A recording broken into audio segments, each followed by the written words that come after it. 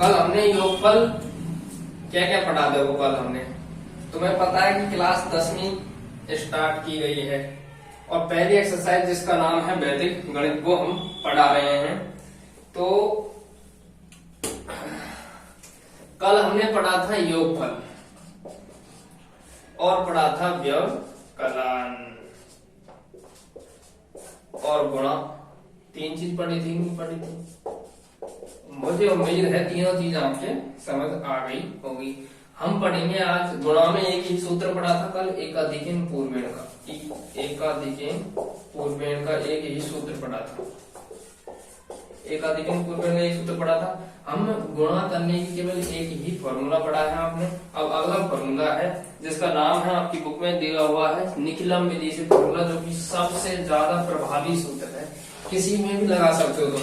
एकाधिकन पूर्वेण का हर गुणे में हर उसमें प्रभावी नहीं होता। कई गुणे ऐसे होते हैं उनमें ही प्रभावी होता है। तो हम पढ़ेंगे आज सूत्र निखिलम विधि, जो बहुत ही काम देने वाली है भविष्य में आपको। सूत्र है निखिलम विधि से गुणा। भाई साहब,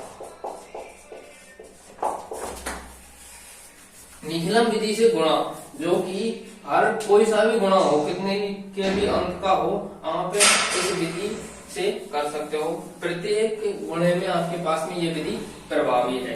देखो अपने किताब का ये एग्जांपल ले लेते हैं। 54 इंटू 56 कौन सा क्वेश्चन है? ये 7वां क्वेश्चन है भाई साहब आपका।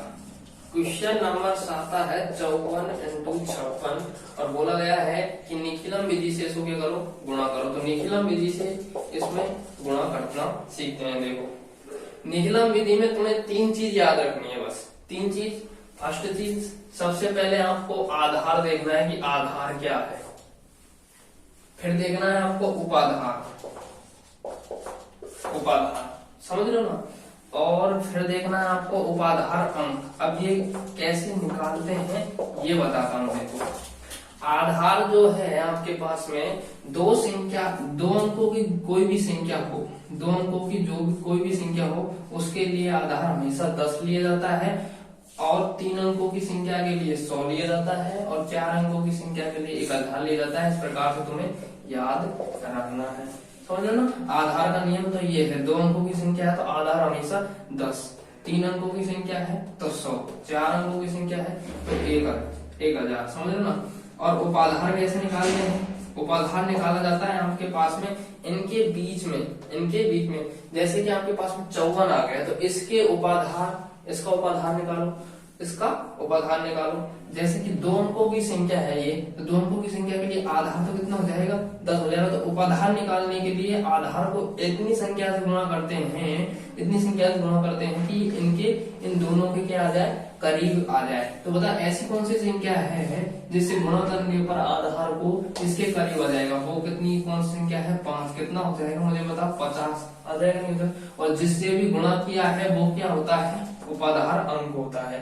और ये क्या हो जाएगा आपके पास में? उपाधार हो जाएगा। मतलब बीच वाली है ना इनके 100, 10 और 100 के इसके इनके बीच में ये क्या माने जाते हैं? उपाधार। और आधार को जितनी संख्या से गुणा किया है आपके पास में उपाधार प्राप्त करने के लिए वो क्या हो जाता है? उपाधार अंक। ये 3 चीज है, बहुत ही इंपॉर्टेंट चीज है। देखो आगे इस क्वेश्चन को सॉल्व करते हैं। तो मुझे बताओ कि इस सवाल में आधार तो क्या हो जाएगा? आधार हो जाएगा 2 अंकों की संख्या है, 2 अंकों की संख्या है तो इसके लिए आधार कितना हो जाएगा? 10 हो जाएगा। तो उपाधार निकालते हैं। आधार को इतनी संख्या से गुणा करते हैं कि इन दोनों के क्या आ जाए? करीब आ जाए। तो मुझे बताओ आधार 10 है तो इसको ऐसी कौन सी संख्या से गुणा करें कि इनके 54 के 56 के करीब आ जाए? ऐसी एक ही संख्या कौन सी है? 5। अब ये 4 लोगे तो 40 हो रहा है, ज्यादा दूर है, 14 और 16 का अंतर है। 40 और इनमें 14 और 16 का। लेकिन 5 लोगे तो 4 का और 6 का अंतर है। तो क्या हो जाएगा आपके पास में? ऐसी कौन सी संख्या? 5 है। तो 5 से गुणा करने पर कितना आ जाएगा? 50 इनके करीब है कि नहीं है? और किससे गुणा किया? 5 से गुणा किया तो वो अंक कौन सा हो जाएगा? 5 हो जाएगा। तो इसको करने का तरीका देखो। सबसे पहले लिखना है यहाँ पर संख्या, और यहाँ पर लिखनी है आपको पास में विचलन। देखो संख्या तो जो भी आपके पास में दी हुई है वो संख्या हो जाएगी 54, पहले जो है उसको ऊपर लिखते हैं, उसके बाद में नीचे अगली वाली को लिखते हैं 56। विचलन कैसे निकाला जाता है? विचलन का फॉर्मूला तो नहीं याद रखना है। विचलन का फॉर्मूला होता है संख्या माइनस आधार या उपाधार, आधार या उपाधार। कई सवालों में क्या है, आपको उपाधार नहीं होगा तो आधार से आधार को घटाना है संख्या में से। समझ रहे हो? नहीं समझ गए होंगे। इसमें उपाधार है तो उपाधार को घटाना है, नहीं कि आधार को। यदि उपाधार नहीं है तो आपको आधार को घटाना है। समझ रहे हो ना? तो मुझे बताओ इस 54 का विचलन कितना हो जाएगा? यहाँ पर 54 का विचलन कितना हो जाएगा? बता, 54 को घटाते हैं 50 में से कितना बच जाता है? प्लस का 4। इसके लिए विचलन कितना हो जाएगा? प्लस का 6। ऐसे लाइन खींच देनी है, और यहाँ पर जो है विचलनों को क्या हो जाएगा? गुणनफल हो जाएगा। इन दोनों का यहाँ पर जो भी आता है विचलन, इन दोनों संख्याओं का उनको क्या कर देना है? गुणनफल कर देना है, ऑब्लिक लगा देना है। और यहाँ पर क्या करना है? देखो इन दोनों में से कोई भी संख्या ले लो। ऊपर वाली संख्या लिए जैसे कि 54 ले लिया आपने, तो 54 यदि लिया ना तो दूसरी वाली संख्या का विचलन को ऐड करना है 54 में। समझ लो ना?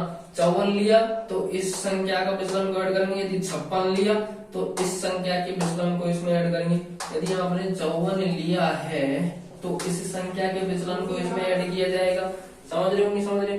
यदि आपने 56 लिया है तो इस संख्या के विचलन को 56 में ऐड किया जाएगा। 54 ले लिया तो इसको इसमें ऐड कर दिया। और यहाँ पर गुणा किया जाता है उपाधार अंक से। यदि उपाधार अंक है, सवाल में उपाधार अंक है आपके पास में कितना?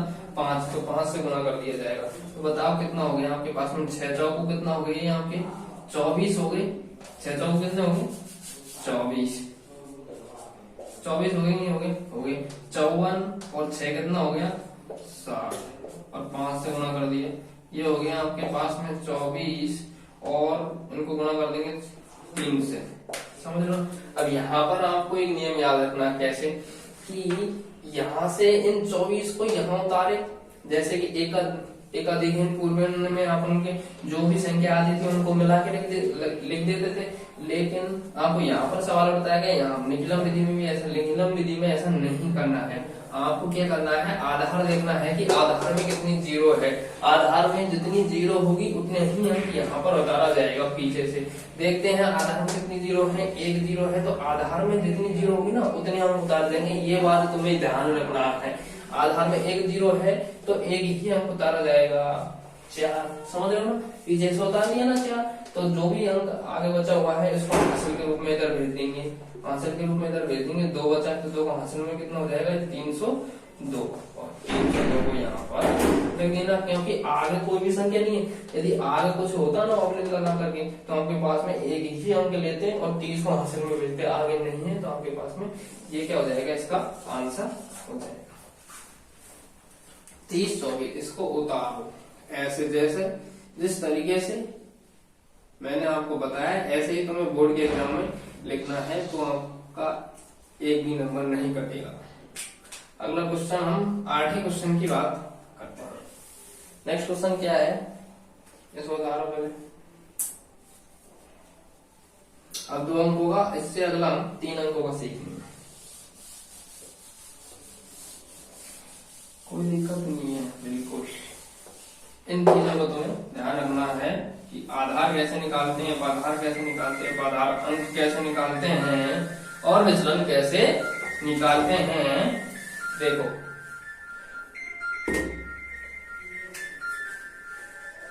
क्वेश्चन नंबर आपके पास में क्या है? 8 क्वेश्चन क्या है? 108 इंटू 112, 3 अंकों का है भाई साहब। 108 इंटू 112। देखो ये जो फॉर्मूला है ना निखिलम विधि वाला, ये तुम कोई से में भी लगा लो, कोई से में भी कोई भी संख्या हो, उनमें प्रत्येक में ये फॉर्मूला क्या है? वैलिड है। अपने जो पिछले लेक्चर में एकाधिक पूर्व से जो फॉर्मूले पढ़ाए थे वो क्या है? कुछ कुछ संख्याओं में वैलिड होता है और कुछ कुछ में नहीं होता। देखो इसको निकालने का क्या तरीका होता है बताओ। मैंने क्या बताया था? आधार कैसे निकालते हैं? आधार इसमें निकालना पड़ेगा। आधार 3 अंकों वाली संख्या के लिए आधार क्या लगाया जाता है? 100 माना जाता है बच्चों। और उपाधार की बात करते हैं, इसके बाद में क्या करते हैं? उपाधार। उपाधार मुझे बताओ कि उपाधार कितना हो जाएगा? कि उपाधार वो होता है कि ऐसी संख्या से गुणा किया जाए आधार को कि इनके करीब आ जाए। मुझे बताओ कि ऐसी कौन सी संख्या है जिस संख्या से इसको गुणा करने पर इसके करीब आ जाए। मुझे बताओ, 2 से गुणा करोगे तो 2 से हो जाएगा, बताओ करीब आएगा क्या? नहीं आएगा, बिल्कुल नहीं आएगा। 108 और 112 के करीब। बताओ 100 को 1 से गुणा किया जाए, 100 को 1 से गुणा किया जाए तभी जाकर के इसके करीब आएगा। तो उपाधार भी इसका क्या हो जाएगा? 100 हो जाएगा। बात किया जाए उपाधार अंक की, उपाधार अंक की, मुझे बताओ उपाधार अंक कितना हो जाएगा? एक जितने से गुणा करते हैं वो उपाधार अंक हो जाएगा। लिखने का तरीका बिल्कुल वो यहाँ पर संख्या लिखनी है आपको, यहाँ पर आपको विचलन लिखना है। अब जो भी संख्या है उसको लिख देना, पहले 108 फिर 112। अब मुझे बताओ विचलन कैसे निकल जाता है? विचलन का फॉर्मूला क्या होता है? विचलन का फॉर्मूला मैंने तुम्हें बता दिया था, अभी बताया था कुछ पहले। विचलन का फॉर्मूला होता है संख्या माइनस या तो आधार हो तो आधार या उपाधार। उपाधार है ना आपके पास में तो आधार की जरूरत नहीं है, यदि उपाधार नहीं है ना तो आधार होगा आपके पास। समझ लो, संख्या माइनस आधार या उपाधार। मुझे बताओ इसका विचलन कितना हो जाएगा? इसका विचलन हो जाएगा 108 माइनस 100, 108 माइनस 100 प्लस 8 प्लस 12। चाहे तुम इसमें से घटा लो, इसमें से घटा दो, एक ही बात है। क्या बताया था? विचलनों का गुणनफल। इस खंड में, इधर वाले खंड में तो क्या होता है? विचलनों का गुणनफल होता है। इधर वाले खंड में विचलनों का गुणनफल होता है। विचलन क्या है आपके पास में? 12 है भाई साहब इसका दोस्तों, ध्यान दिया करो। देखो विचलनों का गुणनफल 8 और 12। इधर वाले खंड में क्या विधि बताई थी कि ये संख्या लोगे तो नेक्स्ट वाली संख्या के विचलन को ऐड करना है, ये संख्या लोगे तो इस वाली संख्या का विचलन ऐड करना है। मुझे बताओ अब की बार ये संख्या ले लेते हैं, पिछले में ये संख्या ली थी, अब की बार ये ले लेते हैं। तो ये संख्या लेंगे तो इसका विचलन को ऐड करेंगे इसमें, समझ लो ना। यहाँ पर किससे गुणा करते थे? उपाधार अंक से। उपाधार अंक कितना है? 1। कोई दिक्कत नहीं है 1 से गुणा करने में, कौन सा तेल बढ़ रहा है। देखो 12 इंटू कितना हो गया? 96, ठीक है 96 हो गया। 12 और 8 कितना हो गया? 20 हो गया। मैंने बताया था यहाँ पर क्या विधि कि दोनों अंक उतारने हैं, एक अंक उतारने हैं। इसका कैसे पता लगाना है? आधार में कितनी जीरो है। आधार में यदि 2 जीरो है तो दोनों के दोनों अंक उतरेंगे। 1 जीरो है, जैसे कि पिछले क्वेश्चन में बताया था 1 ही जीरो थी तो 1 अंक उतारा था और जो शेष जो बच रहा था अंक उसको आधार के रूप में अगले वाली संख्या में भेजा था। यहाँ पर 2 जीरो है तो दोनों अंक उतारे जाएंगे। 96 उतार लिया और इधर 20 है, तो 20 96 क्या हो जाएगा? इसका आंसर हो जाएगा। समझ में आया? ठीक है, इस प्रकार से करते हैं निखिलम विधि से गुणा। उम्मीद है आपके पास में ये समझ में आ गया। तो जो भी आपके पास में क्वेश्चन है, एग्जाम्पल है, बुक के जो भी एग्जाम्पल है उन एग्जाम्पलों को आपको करना है।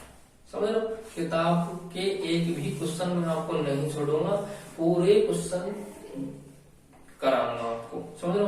लेकिन आप बुक लेकर के और फेयर लेकर के जो भी आपके पास में है, रफ कॉपी जो भी है और पेन लेकर के बैठे और जो भी पढ़ाया जा रहा है उसको सेम टू सेम उतारे और दिमाग में भी उतारे। पहली बात है दिमाग में उतारना, दिमाग में उतारे वो चीज, समझा?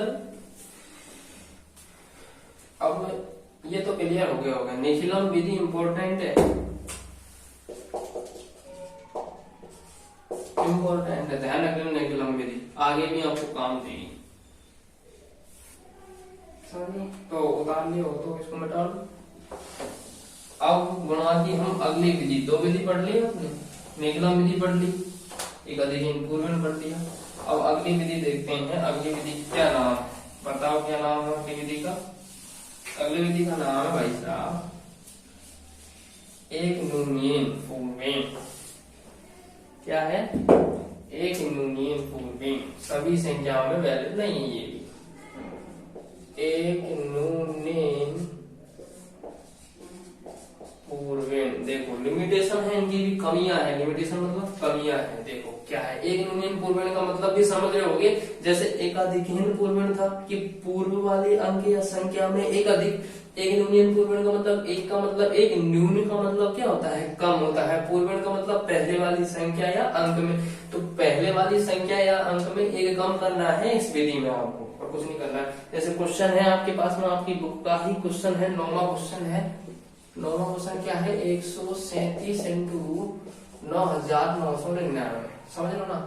तो पहली बात तो इसकी लिमिटेशन क्या है कि इन दोनों संख्याओं में से एक जो संख्या है 999 वाली होनी चाहिए। मतलब या तो 99, 999, कुछ 9 मतलब एक संख्या है ना, वो 9 अंक दिखने चाहिए बस, और कोई भी अंक इसमें नहीं दिखाई देना चाहिए। 9 अंक से अलावा कोई भी अंक इसमें नहीं दिखाई देना चाहिए। इसकी ये कमी है बस, एक संख्या क्या होनी चाहिए, 9 अंकों वाली होनी चाहिए। समझ में आ गया होगा आपके पास में, समझ लो, ये कमी है इसकी। और 9 वाली आगे तो कोई भी अंक हो, एनी अंक, कोई प्रॉब्लम नहीं है, कोई भी अंक हो सकता है। लेकिन इधर वाली जो अंक, इधर वाली जो है आपके पास में, वो क्या होनी चाहिए, 9 अंक वाली होनी चाहिए। देखो एक यूनियन पूर्वण विधि से क्या करना है आपको, सबसे पहले पूर्वेण संख्या लेनी है। इसमें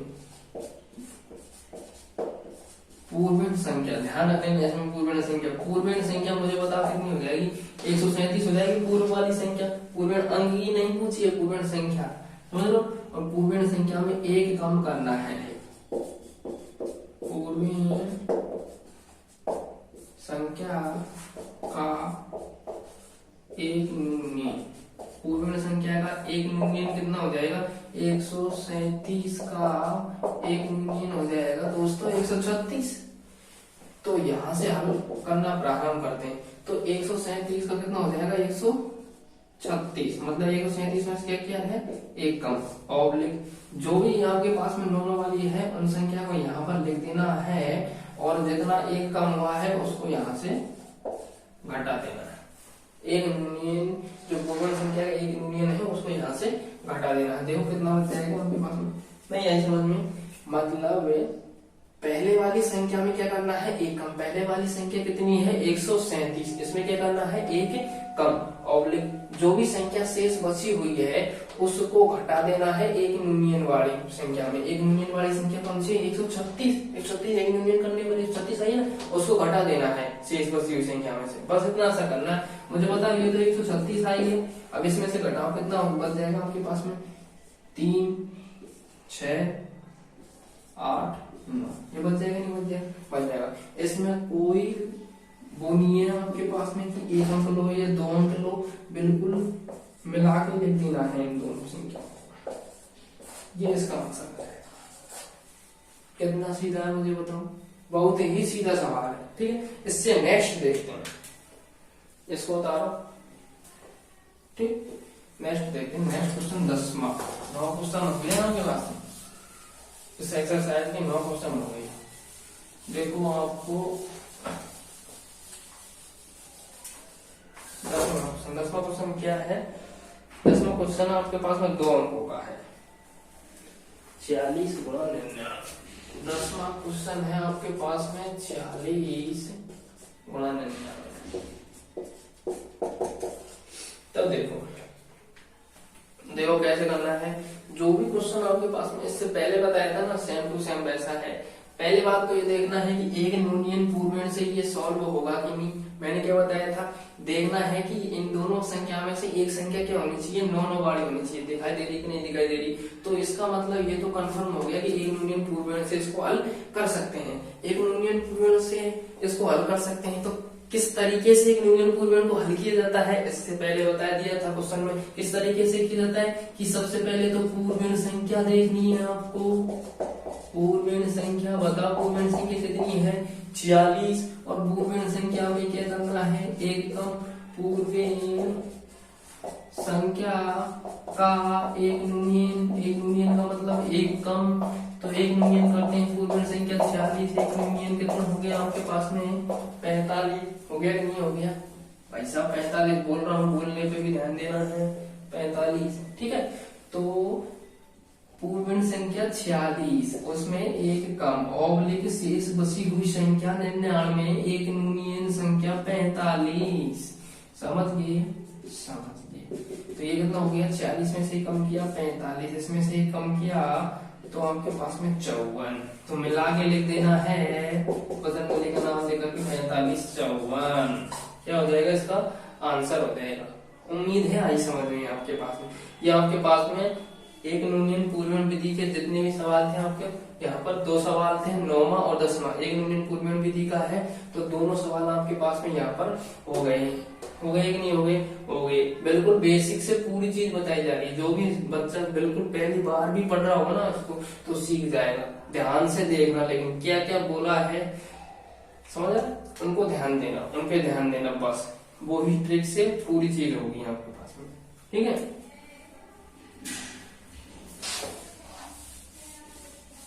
इसको नोट कर लो, तो नोट कर लो 45 54 हो गया, इसका नोट करो।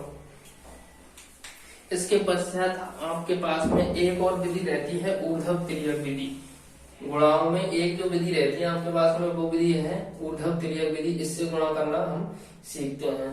ऊर्ध्व तिर्यक विधि से हम गुणा करना सीखते हैं। इसमें इस जो है एक यूनियन पूर्वण विधि आपके पास में क्लियर है, बिल्कुल सीधी है। ऊर्ध्व तिर्यक विधि आपके पास में थोड़ा सा आपको टफ लग सकती है, लेकिन आप यदि उसमें देखोगे ना, बिल्कुल ध्यान से देखो तो उसको आपके पास में समझ में आ सकती है। समझ लो, बिल्कुल ऐसे तो कोई भी चीज टफ नहीं है यदि समझे तो। समझो, तो एक यूनियन पूर्वण है, ये आपके पास में क्लियर हो गया। इसको हटाता हूँ, फिर ऊर्ध्व तिर्यक विधि की बात करते हैं। ऊर्ध्व तिर्यक विधि गुणा करने की विधि है, नेक्स्ट विधि है चौथी विधि, जिसका नाम है ऊर्ध्व तिर्यक। बिल्कुल ऊर्ध्व तिर्यक विधि है भाई साहब, सबसे सरल विधि लगती है मुझे तो ऊर्ध्व तिर्यक विधि।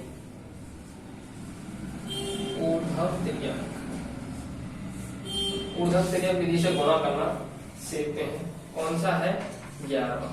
अब नहीं कुछ 11वां है। 11वां क्वेश्चन है आपके पास में 362 इंटू 143। 300 नहीं, अपनी तरफ से ले लेते हैं। ऊर्ध्व तिर्यक विधि ध्यान रख लेना, इसकी कोई भी कमियां नहीं है। कोई भी संख्या हो, एनी संख्या, कोई भी संख्या हो, सब संख्याओं के लिए क्या है? लागू है। ध्यान रखना। देखो, सबसे पहले ध्यान से देखना कि एक अंक की संख्या गुणा, एक अंक तो कम से कम होगा ना गुणा में, एक अंक की संख्या जैसे कि 5 गुणा 5। तो ऊर्ध्व तिर्यक विधि का सिस्टम ही होता है कि यदि एक अंक दिया हुआ है ना तो सिंपली गुणा कर दो। 50 25 एक अंक दिया हुआ है तो सिंपली गुणा कर दो, कोई दिक्कत नहीं है। लेकिन ऊर्ध्व तिर्यक विधि का, ऊर्ध्व तिर्यक विधि में कैसे लिखते तुम्हें पता है? ऊर्ध्व तिर्यक विधि में इसको कैसे लिखोगे? इसको इस प्रकार से लिखोगे, 5 को ऊपर, इसको ऊपर और इसको इसके नीचे। तो ऊर्ध्व तिर्यक विधि में एक अंक में क्या होता है? एक अंक में इसको इससे गुणा किया जाता है। कितना हो गया? 25 हो गया। जैसे कि 2 अंकों की बात करते हैं, 2 अंक जैसे कि आपने 23 इंटू कोई भी 25 ले लिया है ना, कोई भी 2 अंक आपके पास में ले लिया आपने, है ना। तो इसको किस प्रकार से लिखते हैं? 23 को पहले लिखेंगे, फिर 25 को नीचे लिखेंगे और फिर ये लाइन खींचेंगे इस प्रकार से। तो ऊर्ध्व तिर्यक विधि के अनुसार 2 अंकों की संख्या को किस प्रकार से किया जाता है? वज्र गुणा किया जाता है। इसको इससे गुणा किया जाता है और इसको इससे गुणा किया जाता है। इसको इससे गुणा किया जाता है, इसको इससे गुणा किया जाता है। ऊर्ध्व तिर्यक विधि में ध्यान रखना, यदि 2 अंकों की संख्या है तो इसको इससे गुणा किया जाएगा और इसको इससे गुणा किया जाएगा। आई बात आपके समझ में? 2 अंकों की संख्या है तो आपके पास में, यदि आपके पास में 3 अंकों की संख्या है, एनी1 3 अंक संख्या, 3 अंक है आपके पास में, तो 3 अंकों को यदि आपके पास में ऊपर नीचे रखे हुए हैं, तीनों अंक 233 और 535, तो इसमें क्या किया जाएगा? इसमें क्या किया जाएगा? बाहर वाले के साथ में गुणा होगा, ये बाहर वाले के साथ में गुणा होगा, समझो ना। और ये अंदर वाला जो एक अंक बचे हैं, तो एक अंक तो सिंपली ऐसे गुणा होते हैं, एक अंक बचा है, देखो ये इससे गुणा हो गया प्लस ये इससे गुणा हो गया और प्लस ये एक अंक बचे हैं तो इनको तो सिंपली ऐसे गुणा किया जाएगा। 3 अंकों का इस प्रकार से सिस्टम होता है। इसी प्रकार से 4 अंकों का सिस्टम होता है। एनीवन 4 संख्या, कोई भी 4 संख्या, तो संख्या को नीचे लिखूंगी तो चार संख्या को इस प्रकार से करते हैं, चार संख्या में भी वही नियम होता है कि बाहर वाला बाहर वाले के साथ में होता है। अरे भाई बाहर वाला बाहर वाले के साथ में होगा, देखो बाहर वाले के साथ में होगा, अंदर वाला आपके पास में अंदर वाले के, जैसे कि देखो बाहर वाला 5 का 3 से 6 का 6 से, अंदर वाली कौन कौन संख्या बची, दो संख्या ये बची और दो संख्या आपके पास में ये बची, दो संख्या ये बची, तो आपके पास में दो संख्या किस प्रकार से रहता है, वज्र गुणा किया जाता है, तो प्लस इसका इससे गुणा हो जाएगा, प्लस इसका इससे गुणा हो जाएगा। देखो अभी यदि ये भी समझ में नहीं आया ना, इस क्वेश्चन को करेंगे, प्रत्येक क्वेश्चन लेंगे, प्रत्येक अंकों का क्वेश्चन लेंगे, एक अंकों का तो सिंपली कर सकते हो, दो अंकों का क्वेश्चन लेते हैं, जो आपके पास में बुक में है 11वां सवाल क्या है, बुक में 3 अंकों का दिया हुआ है डायरेक्ट 362 इंटू 143। देखो 362 इंटू 143 कैसे करोगे, ध्यान रख लेना, इसमें क्या बनते हैं, खंड बनते हैं, ऊर्ध्व विधि में क्या बनते हैं, खंड बनते हैं। खंड किस प्रकार से बनते हैं, जैसे कि आपको देखना है कितने अंकों का है, ये कितने अंकों का है, 3 अंकों का गुणा है, 3 अंकों का गुणा है, तो पहले तो 3 अंकों का क्या बना दिया, खंड बना दिया, 3 तो खंड बना देने, जितने अंकों का गुणा है उतने उसमें क्या बना देने, खंड बना लेने, बना लिए 1 2 3। उसके पश्चात क्या करना है, आपको उल्टा लिखना है, उल्टे की खंड बनाने हैं, जैसे कि 3 तो ये हो गया, अब आपको पास में यहाँ पर नेक्स्ट वाला खंड 2 बनाना है, उसके पश्चात 1 पे आके आपको रुकना है, ठीक है, 1 तक आपको रुकना है, ये खंड बन गया आपके पास। कितने खंड बने, 5, मतलब आपके पास में जितनी भी संख्या है 1 2 3 4 5 6 अंक है, उसमें से एक कम क्या बनती है, खंडों की संख्या बनती है। इसमें कितने हैं, 6 अंक है पूरे में, पूरे गुणा में कितने अंक है आपके पास में 6, तो एक कम उसमें क्या बनते हैं, खंडों की संख्या बनती है। खंड बनाने का तरीका ये होता है, कितने अंकों का गुणा है, 3 अंकों का गुणा है, तो 3 खंड बना लिए, फिर इससे क्या करना है, नेक्स्ट वाले खंड उल्टे बनाने हैं, 3 को छोड़ करके, फिर 2 वाला, फिर फर्स्ट, इस प्रकार से बनाने। अब इसमें लिखना क्या है, इसका मतलब क्या होता है, सबसे पहले फर्स्ट लाइन में आपके पास में फर्स्ट शुरुआत का जो संख्या है उसको देखनी। फर्स्ट का मतलब हो गया, फर्स्ट का मतलब एक का मतलब इसमें आपके पास शुरुआत वाली संख्या में 1 अंक लगना है।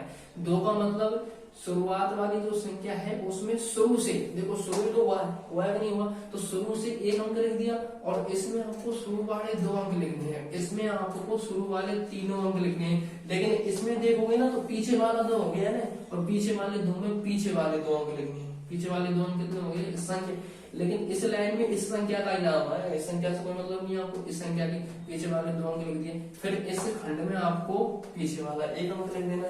आई बात समझ में नहीं आई, देखो कैसे कि शुरुआत में इस संख्या में फर्स्ट वाला अंक कितना हो गया, 3, 1 लिखना है, मतलब 2 अंक लिखने हैं, 2 का मतलब 2 अंक शुरू में है कि नहीं है, फर्स्ट सेकंड शुरू में है ना, तो आपके पास में 2 अंक शुरू से लिखने हैं, 36, 3 अंक लिख देंगे, फिर 362। आपके पास में 2 पीछे है, तो पीछे से इस संख्या में 2 अंक लिख देने हैं, क्या है, 62। इसके पश्चात फर्स्ट मतलब एक अंक लिखना है, पीछे से कितना, 2।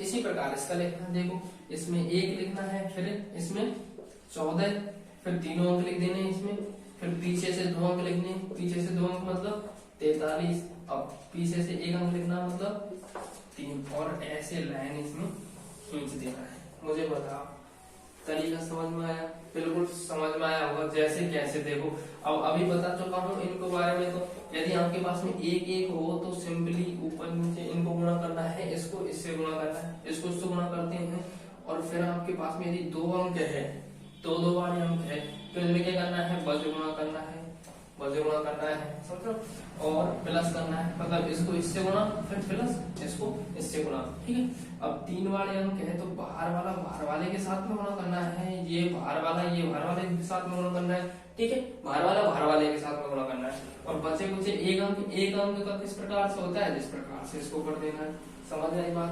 2 अंकों को किस प्रकार से किया जाता है, वही वज्र गुणा करना है, इसको इससे गुणा करना है, 1 अंक का इस प्रकार से करना है। देखो 2 दिए कितने हो गए, 6, और एक आपके पास में ये कितना हो गया, इसको इससे गुणा करना, 6 दिया 18, प्लस आपके पास में इसको इससे गुणा करना है, 2 को 4 से गुणा करेंगे तो 4 दूनी 8, ठीक है। फिर ऑब्लिक, फिर इसमें आ जाओ, अगले उसमें बाहर वाले के साथ में 3 को 3 से गुणा करते हैं, तो कितना हो जाता है 9, प्लस 2 को बाहर वाला मतलब 2 को 1 से गुणा करते हैं, तो कितना हो जाता है 2, प्लस 6 का कितना हो जाएगा 4 से 6 चौक 24, फिर ऑब्लिक, फिर इसी प्रकार से इसको कर देंगे 3 चौक कितना हो जाएगा 12 प्लस 6 एकम 6 हो जाएगा, और ये 3 एकम 3। आई बात समझ में नहीं आई? बिल्कुल समझ में आ गई होगी। देखो 6 को ऐसे कैसे इनको जोड़ देते हैं, 18 और 8 कितना हो जाएगा आपके पास में 26, इनको जोड़ते हैं तो ये कितना हो जाता है, कितना हो जाएगा ये आपके पास में हो जाएगा 9 2 11, 9 और 2 11, और 11 और 24 आपके पास में हो गए 35, ये हो गया आपके पास में 35, 11 और 24, क्योंकि 24 एक 25, 25 10 35 हो गए। फिर ऑब्लिक, ये हो गया 12 और 6 कितना हो गया आपके पास में दोस्तों 18, और 3 का 3। ठीक है, अब इसमें से क्या लिया जाता है, एक अंक लिए, एक अंक लिया जाता है, साइड मिलाकर के नहीं लिखना। हर नियम इसमें क्या है, अलग सिस्टम। ऊर्ध्वक्रिय विधि में हमेशा ध्यान रखना है, यहाँ से कोई विधि नहीं है, इसमें एक एक अंक लेते हैं। यहाँ से एक एक अंक लेंगे, देखो कैसे लेंगे, एक एक अंक 6 लेंगे, इसमें से तो एक अंक, इसमें तो एक ही अंक है तो कोई दिक्कत नहीं, एक अंक लेंगे। अब इसमें से एक अंक लेंगे 6, बचा 2 को नेक्स्ट वाली संख्या में हासिल के रूप में भेज देना, ये कितना हो जाएगा 37 हो जाएगा। 37 में से क्या लेना है, एक अंक लेना है, कितना आ गया 7, इसको क्या भेजना है नेक्स्ट वाली संख्या में ऐड कर देना है, यहाँ पर ऐड करेंगे तो ये हो जाएगा आपके पास में 21, 18 और 3 21, ये कितना हो जाएगा 21 का 1 लेना है, फिर इसको इसमें ऐड करना है, 2 को इसमें ऐड करते हैं तो कितना हो जाएगा 5, 5 को 5। आपके समझ में आई होगी, ये हो जाएगा 57,766। ठीक है, 57,766, ये इसका आंसर हो जाएगा। आप कैलकुलेटर से गुणा करके देखोगे ना तो ये कि आएगा 57,766, ये इसका क्या हो जाएगा, ये इस विधि से ऊर्ध्वक्रिय विधि से किया जाता है। ये तो 3 अंकों का, हम 4 अंक को लेकर के देखते हैं, तो 4 अंकों में किस प्रकार से खंड बनते हैं और किस प्रकार से इसको हल किया जाता है वो देखो। 4 अंकों की बात करते हैं, 12वां क्वेश्चन 4 अंकों का है, 24 13। 12वां क्वेश्चन है 24 13 31 31 24। ठीक है, अब इसको कैसे करेंगे, देखो पहले तो देखो खंड बनाओ, और खंड कैसे बनेंगे, खंड देखेंगे कितनी संख्या का गुणा है अपना, कितनी संख्या का गुणा है, 4 अंकों का गुणा है, 4 अंकों का गुणा है, तो आपके पास में खंड बनाएंगे, आपके पास में कैसे बनाएंगे, ये 1 हो गया आपके पास में, 2, पहले तो 4 खंड बना लेंगे, 4 अंक होगा तो 4 खंड बना लेंगे, 1 2 3 और 4 खंड बना लिए आपके पास में 4 अंकों का, तो ठीक है 4 खंड बना लिए। अब आपके पास में नेक्स्ट वाले जो खंड बनेंगे ना, नेक्स्ट वाले जो खंड बनेंगे वो पीछे से बनेंगे, जैसे कि 4 तो है ही आपके पास में, अब पीछे लेते जाओ, 3, फिर अगला इससे 2, फिर इससे अगला 1, इस प्रकार से खंड बनेंगे। 4 है तो 7 खंड बनेंगे, ठीक है, 1 2 3 4 5 6 7। कैसे पता लगाना, पूरा संख्या अंकों को गण लेना है, 4 4 8, समझ लो, और एक कम खंड बनते हैं, तो 8 में से कम किया तो 7 खंड बनेंगे। इसमें लिखने का तरीका, पहले तो इसमें पहली वाली संख्या को लिखना है, पहली वाली संख्या को किस प्रकार से लिखना है आपको कि 24 13 है ना, तो शुरुआत में फर्स्ट अंक लेना है, 24 13 का फर्स्ट अंक आपके पास में 2, फिर 2 अंक लेने हैं, 2 अंक क्या हो जाएंगे 24, फिर 3 अंक लेने हैं, 3 अंक कितना हो जाएंगे, 3 अंक शुरू के ये हो जाएंगे, फिर 4 अंक ले लेते हैं यहाँ पर 4 अंक। अब पीछे से 3 अंक, पीछे है ना 3, पीछे ही तो है, ये शुरू बोलेंगे इसको और इसको पीछे बोलेंगे, तो पीछे से 3 अंक, पीछे से 3 अंक क्या हो जाएंगे 413 हो जाएंगे कि नहीं हो जाएंगे 413। अब पीछे से 2 अंक कितने हो जाएंगे 13, पीछे से 1 अंक कितना हो जाएगा 3। इसी प्रकार इस संख्या को ले लेते हैं अगली नेक्स्ट लाइन में आपके पास में, तो इसमें देखते हैं तो इसमें वही 1 का मतलब शुरू से 1 अंक, वही 2 अंक शुरू से 31 आपके पास में, फिर 3 अंक 312, फिर 3124, ठीक है, फिर पीछे से 3 अंक लेते हैं तो 124 हो जाएगा, फिर पीछे से 2 अंक लेते हैं 24, और पीछे से 1 अंक 4, ठीक है। आप देख लो वही विधियां आपके पास में किस प्रकार से गुणा करते हैं, एक वाले को इस प्रकार से गुणा करते हैं, 2 में बद गुणा कर देते हैं इस प्रकार से, और 3 वाले होते हैं तो बाहर वाला बाहर वाले के साथ में गुणा करते हैं, और अंदर वाला ये अंदर वाले के साथ में गुणा कर देते हैं, ठीक है। बेईमानी बिल्कुल नहीं चलेगी, बाहर वाला बाहर ही रहेगा और अंदर वाला अंदर वाले से रहेगा, समझ रहे हो ना? दोस्ती बाहर वाले के साथ में करेगा, अंदर वाला यहाँ पर अंदर वाले से ही करेगा। जैसे कि बाहर वाला दो, कितने भी अंक हो ध्यान रखना, बाहर वाले के साथ में अंदर वाला अंदर, और ये आपके पास में। अब दो अंक बच गए अंदर, दो अंकों की संख्या बच गई ना 41 और 12। दो अंकों को किस प्रकार से किया जाता है? वज्र गुणा। तो इसका इससे और इसका इससे, ध्यान रखना। 3 अंकों का बाहर वाला इससे और ये इससे, ठीक है? इस प्रकार से किए जाते हैं। देखो अब इनको गुणा कर दो, 4 किया कितना हो गया? 12। अब इसको गुणा कर दो, देखो एक को 4 से करेंगे तो 4 और प्लस 3 दूनी का 6। इसको कर दो 4 चौको 16 प्लस 3 को 1 से गुणा करते हैं, 3 1 3 प्लस 1 को 2 से गुणा करते हैं। फिर इसको करते हैं 2 का 4 से करते हैं, 4 दूनी 8 प्लस 3 किया 9 प्लस 4 दूनी 8 प्लस 1 इस प्रकार से करेंगे। फिर इसको इससे करेंगे 2 दूनी आपके पास में 4 प्लस 3, फिर इसको करेंगे तो 4 और ये 2 एकम 2 प्लस 4 किया 12 और ये हो जाएंगे 3 दूनी 6, ठीक है? इस प्रकार से गुणा कर देना और इनको जोड़ देना, फिर देखो 12 और ये हो जाएगा 10 और ये हो जाएगा 3 2 5 और 5 और 16 21, ठीक है? और ये हो जाएंगे आपके पास में 21 और इधर हो जाएंगे 8 9 9 9 18 18 और 8 26, ये हो जाएंगे 4 4 8 8 3 11। इनको ऐड करते हैं 12 और 2 कितना हो गया 14। अगली संख्या क्या है 6, ठीक है? अब इनमें से एक अंक लेना है, इसमें से एक अंक लेते हैं, दो एक बचा है, इसको नेक्स्ट वाली के लिए हासिल के रूप में भेजते हैं। कितना हो गया 11। 11 में से क्या लिया? एक लिया, एक को नेक्स्ट वाले के साथ में भेजते हैं हासिल के रूप में, इसमें ऐड किया तो कितना हो गया 22। 22 में से लेते हैं 2 लेते हैं, 2 को इधर भेजते हैं इसमें हासिल के रूप में, ये कितना हो जाता है 28। 28 में से क्या ले लेते हैं 8 को यहाँ पर ले लेते हैं, 2 को इधर भेज देते हैं, 2 इसमें ऐड किया तो ये कितना हो गया आपके पास में 13। 13 में से एक अंक लेते हैं 3, एक को हासिल के रूप में इधर भेजते हैं 14 और एक कितना हो जाता है 15। 15 में से एक अंक लेते हैं 5, एक को हासिल के रूप में इधर भेजते हैं 6 और एक कितना हो जाता है 7। तो 7 ये आंसर हो जाता है आपके पास में राइट आंसर, ठीक है? उड़दत्त विधि बिल्कुल ही सीधी विधि है, इस प्रकार से करना है तुम्हें। सबसे पहले खंडों का ध्यान रखना है और इनको फर्स्ट वाली में, पहले फर्स्ट वाली संख्या को फर्स्ट वाली लाइन में जमाना है, फिर फर्स्ट वाले जो संख्या के अंक है उनको फिर सेकंड वाले अंक संख्या के जो अंक है उसको सेकंड वाली लाइन में जमाना है। इस प्रकार से हमको ये पूर्णतः विधि ध्यान रखना है। तो भाग अगली नेक्स्ट क्लास में भागों के साथ में आपको मिलते हैं। भागों की विधि है जैसे कि दशमलव विधि, न्यूनतम विधि से भाग करना, इन भागों के बारे में भी आपको बताएंगे अगले नेक्स्ट क्लास में हम मिलते हैं। आज के लिए इतना ही काफी है, जितना पढ़ाया है उसको दोबारा से रिवीजन करो और एग्जाम्पल जो भी एग्जाम्पल दिए हैं इन वीडियो के उन सभी को करो, ठीक है?